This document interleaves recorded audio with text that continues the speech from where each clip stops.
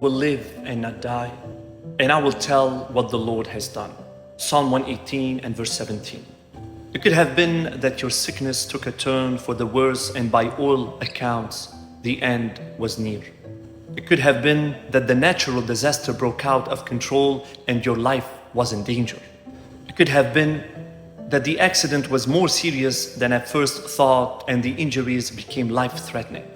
Or, as was the case of the psalmist in our verse for today, it could have been that some enemies had risen up and jeopardized your life. Whatever it was, you were quickly ushered to the very brink between life and death.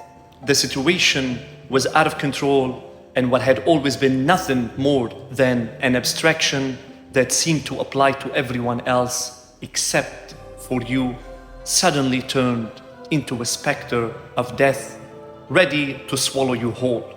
In point of fact, you came to the point of resignation and fully expected to pass on to the life hereafter. But then something wonderful happened. An assurance rose up in your soul. A bit of hope began to lift up your spirit. The Lord was at work within you, stirring something. He reminded you of Psalm 118 and verse 17, and like the psalmist, you proclaimed in faith, I will live and not die. There was no reason for your hope. There was nothing that supported your faith, but you grasped hold of it anyway and would not let go. The verse became a mantra of confession that you repeated over and over. And then you began to back away from the brink.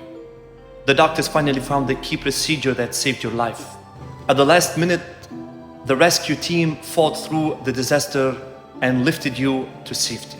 The paramedics came on the scene and treated your injuries. Or the reinforcements stormed over the hill and your enemies beat a hasty retreat. It was true. You will live and not die. What you had confessed in faith became a fact of reality.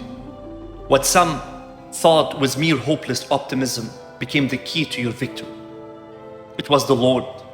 It wasn't you. It was the Lord all along who inspired your faith and saw you through to the end. He is the one that deserves all of the praise and glory. And gladly, happily, you will tell everyone what the Lord has done.